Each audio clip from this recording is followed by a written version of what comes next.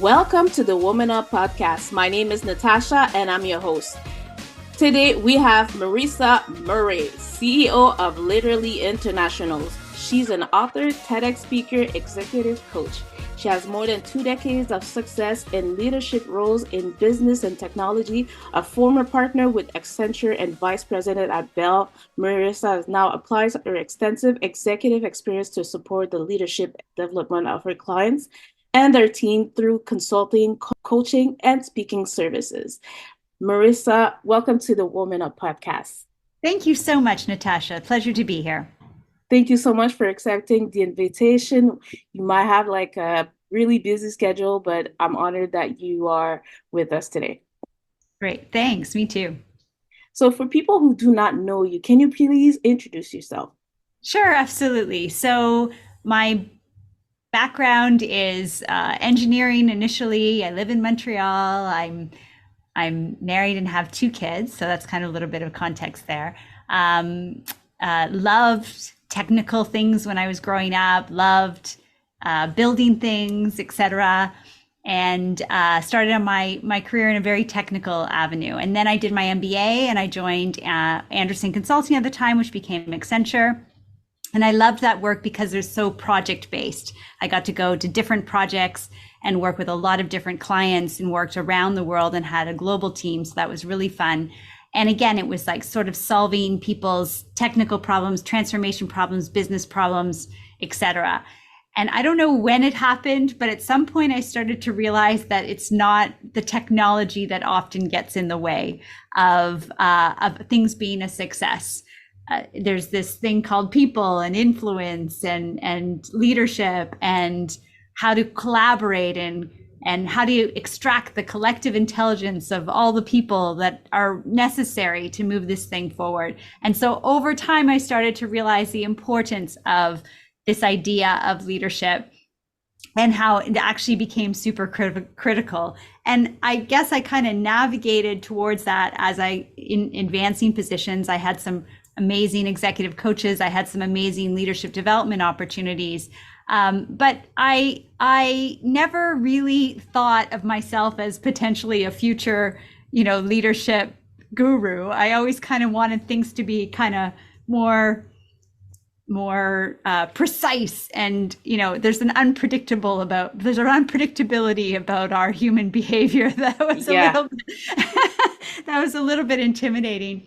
But I think that as I started to just recognize its importance, I started to become super curious about it and notice patterns and notice things that people were doing that really enhanced their ability to achieve the outcomes they desired, as well as the teams, motivate the teams that they did. So long story short, I fell in love with this idea of leadership development, did my executive coaching certification, and 9 years ago started my company Leaderley, and my company is called Leaderley because I believe Leaderley is like the greatest compliment imaginable. If you say somebody is leaderly, to me, that's like the most amazing adjective. It's not an adjective, but it would be the most amazing adjective. Because I think your journey to your best leaders, kind of the journey to your best life, the journey to your best spouse, the journey to your best parent, the journey to your best, success in terms of outcomes. It's all about that thing, that unleashing that sort of leader.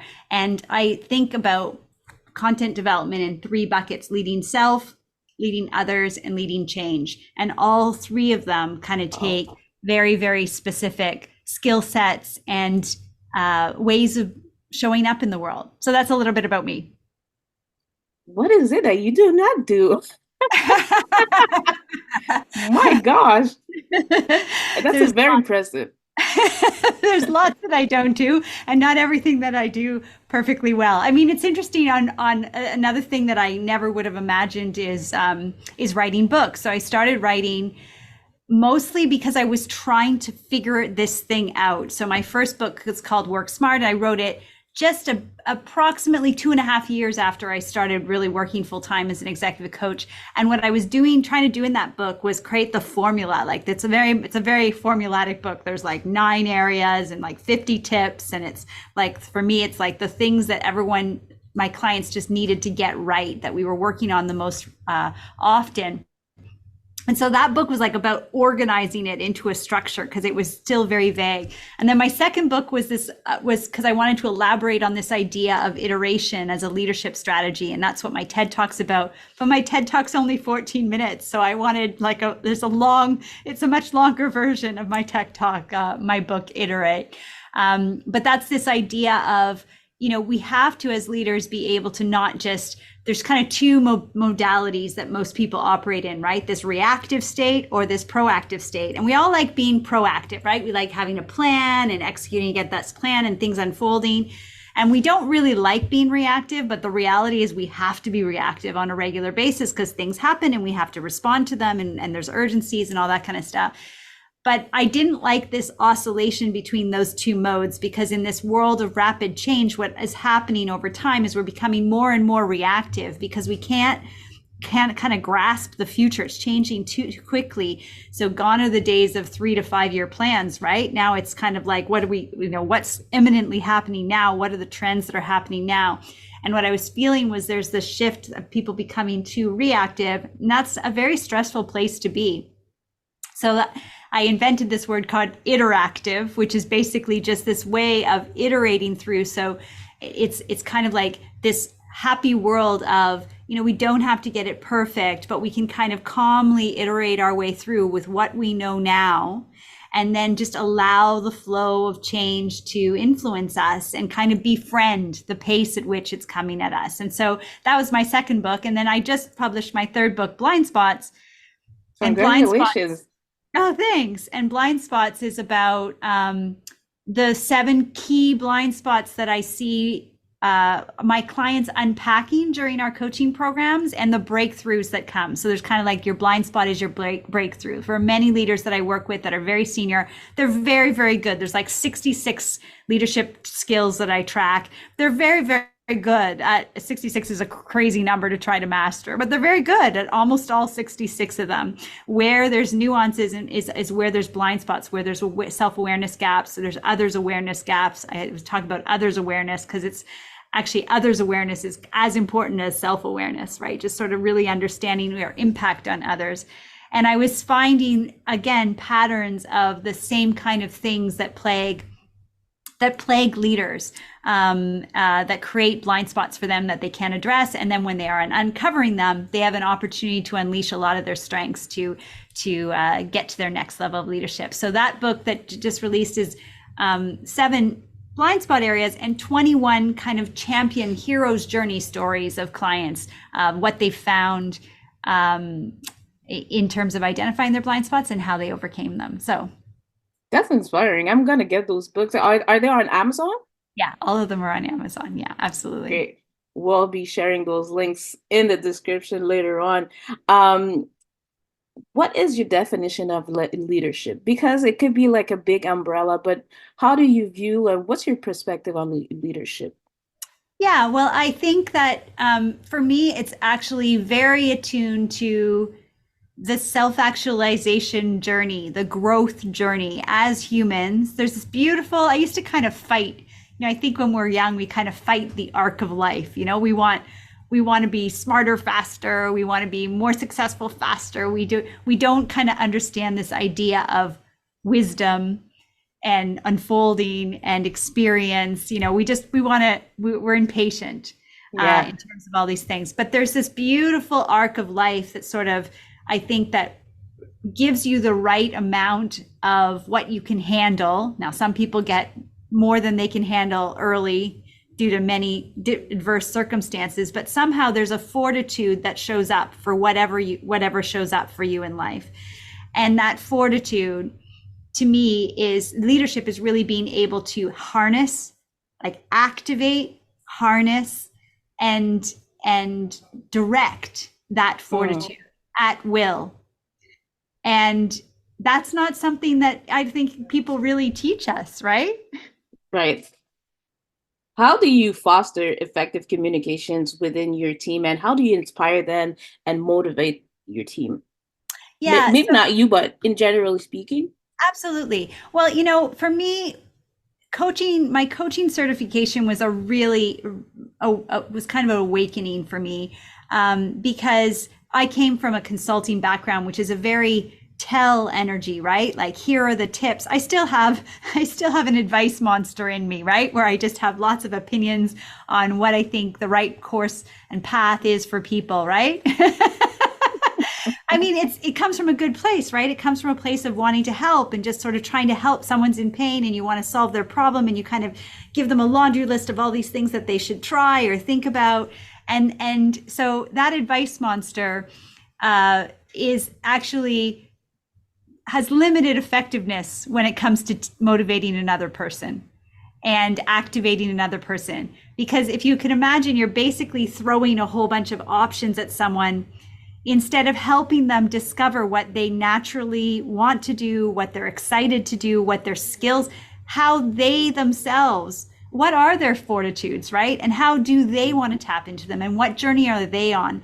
And the only way to get exponential results out of an individual or a team is to tap into that what's already there, which is what they actually want to do.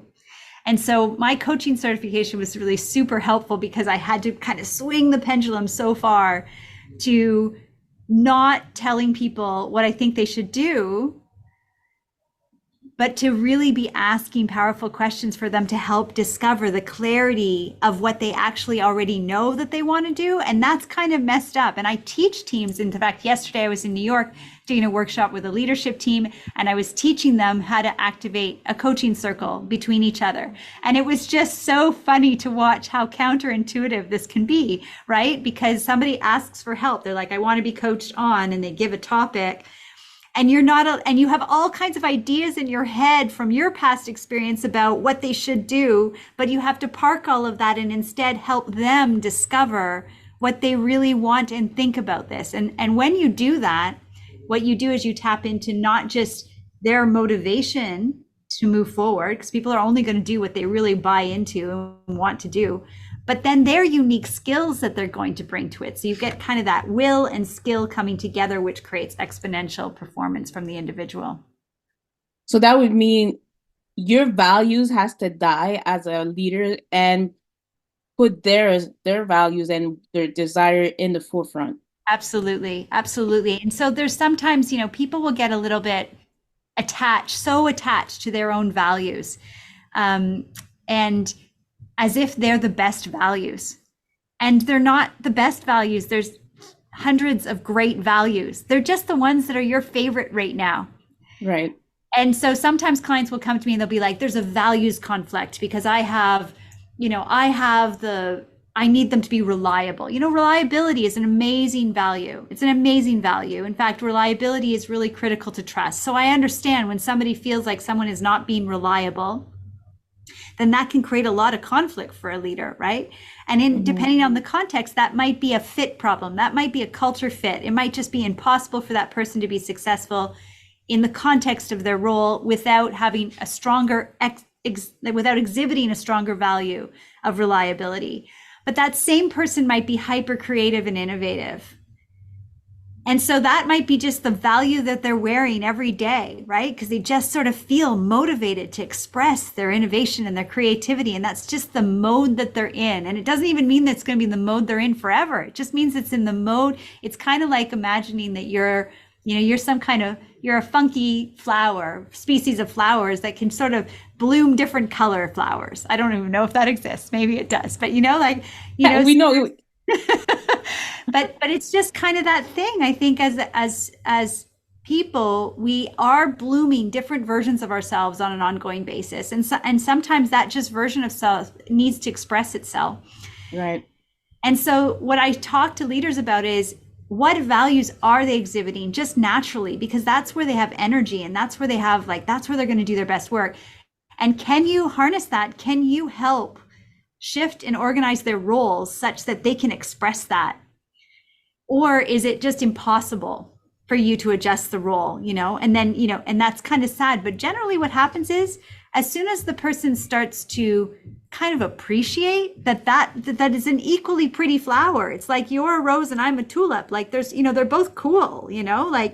It's not that we're not both gorgeous, right? It's just that I'm expecting a tulip and you keep showing up like a thorny rose, and it's just like, Right? And so once you kind of go, oh, wait, okay, there are roses, there's thorns. Okay, this is, this is the way I have to hold a rose, and this is the beauty of a rose.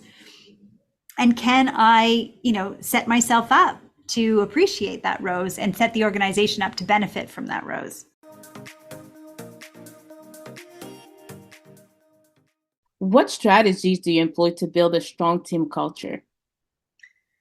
I have been really reflecting on, on team culture in general, because I think team culture has taken a real beating in the last, 3 or 4 years. I mean, sort of talk about, I can't even imagine how far away the pandemic was, but it's still like, you know what I mean? It's still having such an impact.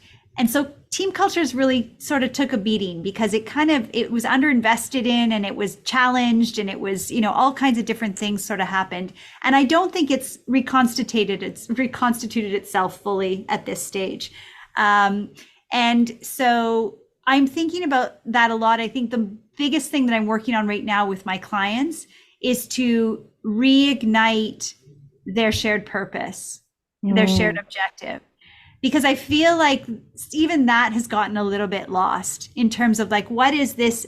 And I asked this question, like, what is the thing that only this team can do that's incredibly special? That the combination of these people can do that's really special?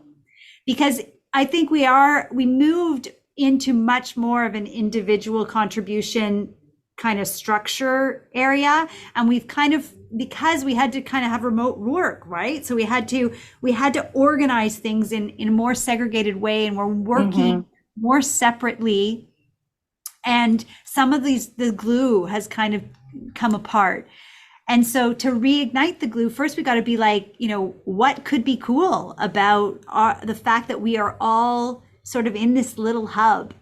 And how do you move from a group to a team? And I think that's from culture and shared purpose. So how do we show up together? How do we support each other? And what are we really excited about? And then how do you create that beautiful mix of where you're collaborating together, but you're also like each other's cheerleaders, and you're supporting each other's individual responsibilities and mandates at the same time?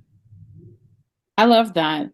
Can you share a successful team project and highlight the key factors that contributed to its success?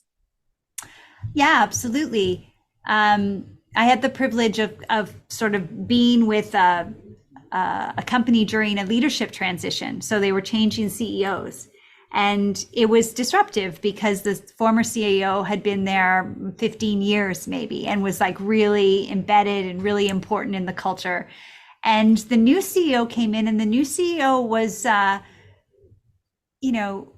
much more open to the team self-directing. And it was a really huge change, really, really huge change for that team, because the team was used to that kind of founder energy of, in fact, she wasn't the founder, but she just sort of had that energy around, the mission of the organization, the vision, the foresight of the organization. I mean, she was a very complete leader in terms of her ability to kind of navigate the organization and really imprint in her staff kind of what she wanted this organization to achieve. And the new leader, who was a man, was very much like, this place isn't broken. Like, you guys know more than me. And like, just a really different approach.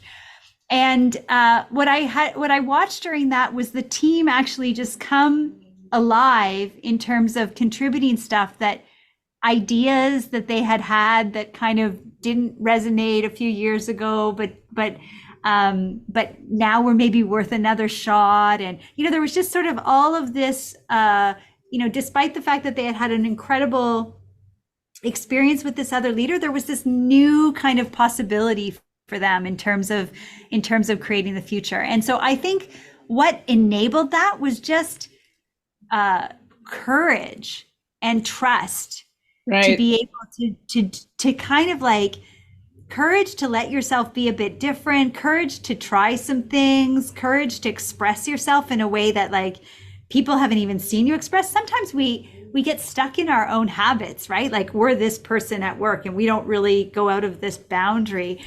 So I think courage and trust and sort of support and a little bit of playfulness and patience. Well, that brings me to that question. How do you adapt your leadership style to different team members and their strengths and or weaknesses? Yeah, I think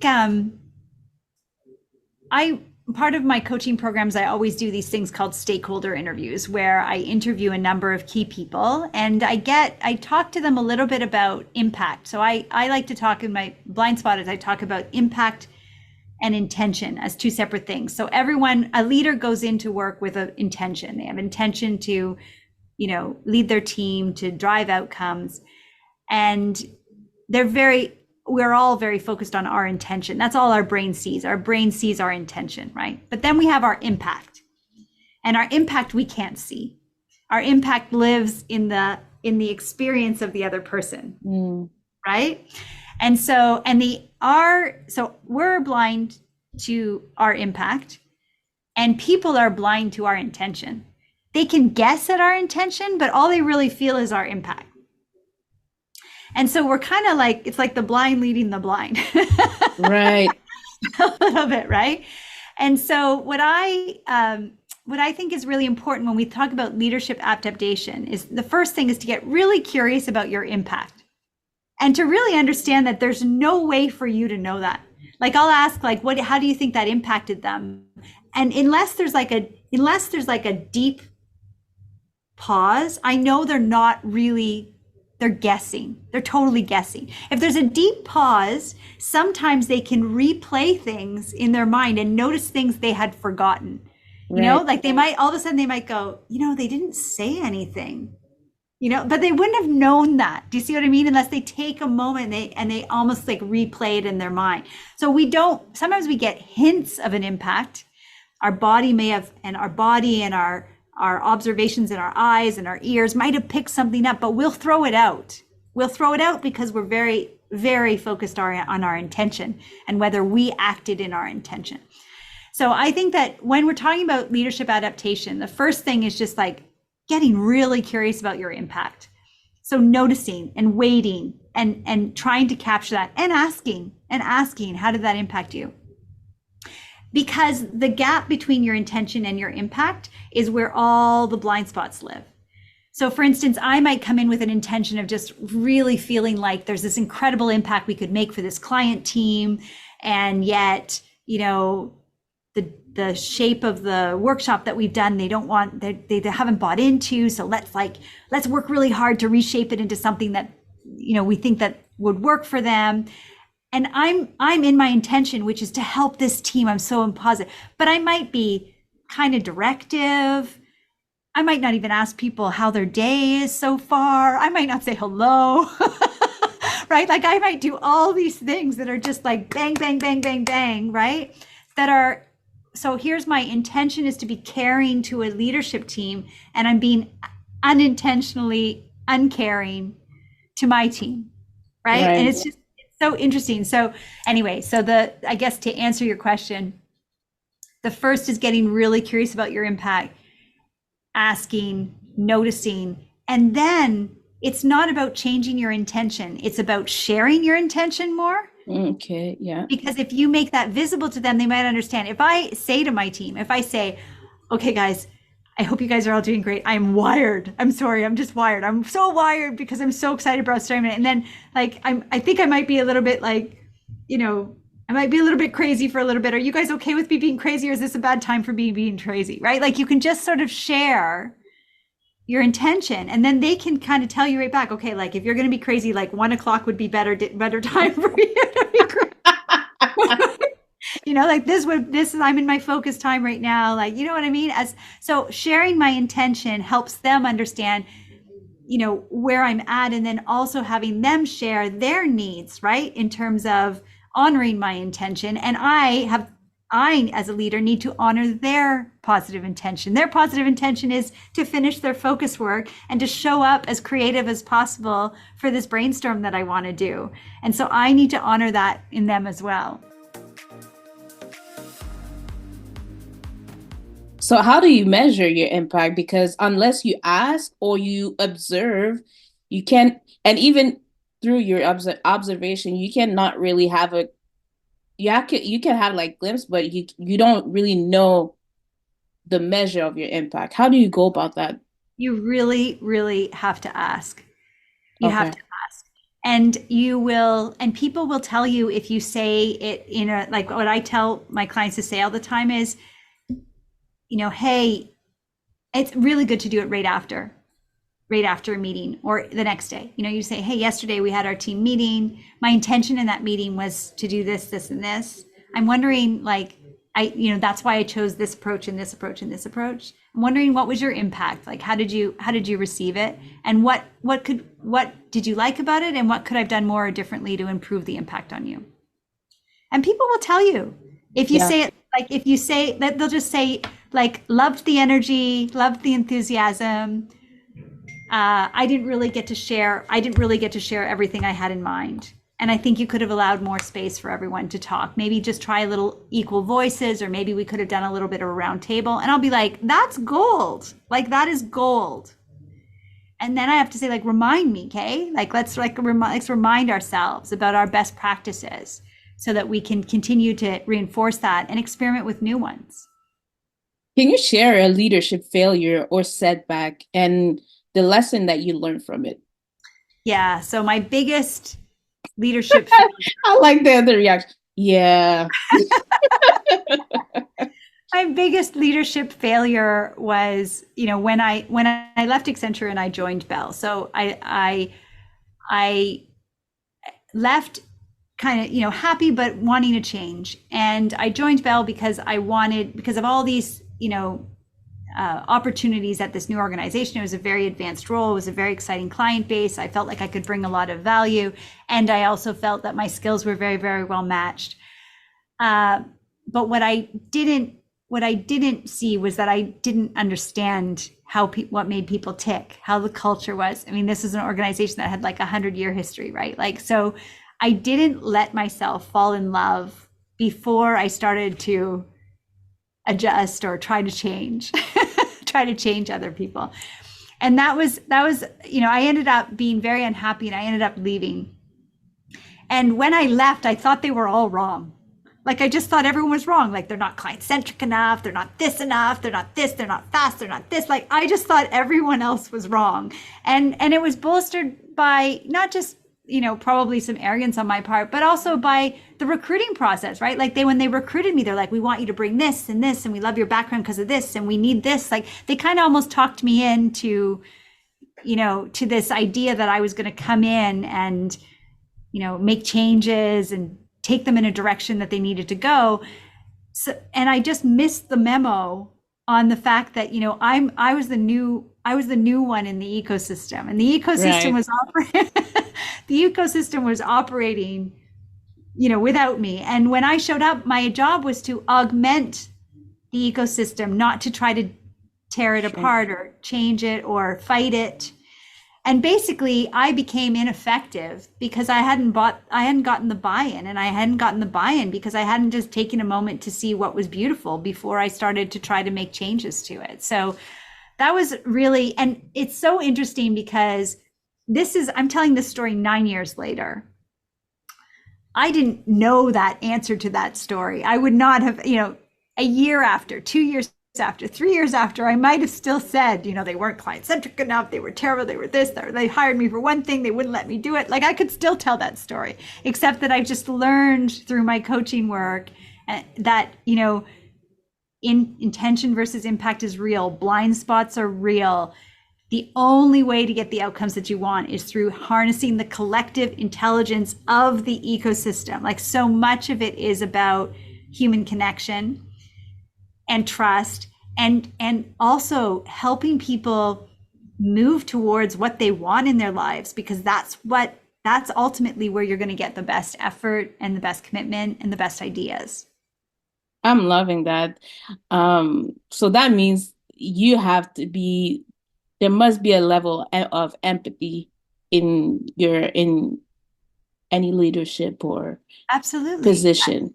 Yeah, absolutely. I think that it starts with, I actually like appreciation, sometimes Mm-hmm. even more than empathy, because it's like empathy. Sometimes what we're doing is we're trying to feel what the other person is feeling, but we're noticing, sometimes we're noticing difficult feelings more than positive feelings. Yeah. And just because I think we're wired to notice, we have a negativity bias, we all do. So we're like kind of wired to be like, oh, that's hard for them, or that's like, so we sometimes empathize with what I would call like their imperfect moments, as Mm-hmm. opposed to leaning into appreciation and being like, wow, they just lit up when they did that. And they just loved that they did that. And look how they do that here. Like, you have to tell the brain to notice what's going well, because it has a negativity bias. And when you start to kind of get into appreciation for, wow, this person's really talented that way, and this person's really talented that way, it's almost like you're collecting. It's almost like you're going to your kitchen and you're like, oh, we have nothing to eat. And then you go through and you're like, wait, we have this, and we have this, and we have this, and we have this, and we can cook with this. Like, we thought we had nothing to eat, but we can make something like really yummy with this combination of ingredients. And that's what I think a leader needs to do, is really look at what are all the pieces of these individuals that you can appreciate, and then what can you cook together. As we are wrapping up, Marisa, we're almost coming to an end. This is my last question to you, Marisa. What is your legacy, and what do you want to be people to remember you for? It's funny because the transition I'm going through right now is getting used to my kids growing up. So my kids are 19 and 16. And it's so crazy. Like, it's crazy that they're turning into grown men. And then I have to, because I've loved every minute of like just all the phases. I mean, it hasn't all been joyful, but it's been intense and beautiful and incredible. The experience, I always say to my kids, you raised me as I thought I was raising you, like literally, like, because I've just seen just in my own development, and they're like, they're good at blind spots. Kids are good at blind spots. They just put a mirror up to you. Tell me On a about it. regular basis. They see where you're out of integrity. They see where you're just twisted and knocked up, and they tell you, right? So I found that the journey of having time with them, and as they're moving away, right, as they're spending more time away, it's a difficult transition for me. And yet I'm so unbelievably proud of the people they're becoming, and I'm so unbelievably excited for the things that that they are going to create for themselves, that I'm going to have very little to do with. And so at this point, what I'm feeling is like my legacy is just like is just their joy. Like, what are they going to be able to create for themselves? Is my legacy is really focused on them right now. It's kind of an interesting baton passing.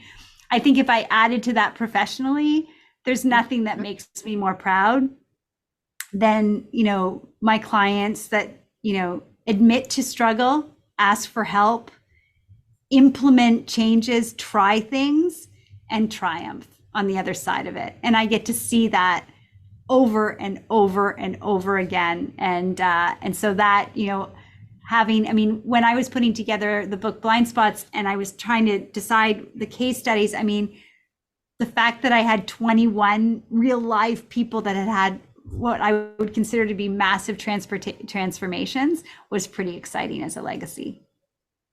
I'm loving that. Marisa, it has been a pleasure having you on the podcast. You've really inspired me, and I'm hoping that the audience is going to be inspired by your words. And I'm hoping that you can I can invite you back on the show. Of course, I'd love that. It's been amazing. So I want to thank my audience for tuning in. If you have any questions, the links are going to be in the description. You might want to reach out directly to Marisa. Until then, woman up. You are listening to the Woman Up podcast. If you enjoyed this episode and you'd like to support the podcast, please hit the follow button, share it on social media so we can send you a shout out. To get information on public speaking coaching with Natasha DG, reach out by email at contact@natashadg.com or by phone 514-558-5777. Thanks again, and I'll see you on next one. Until then, woman up.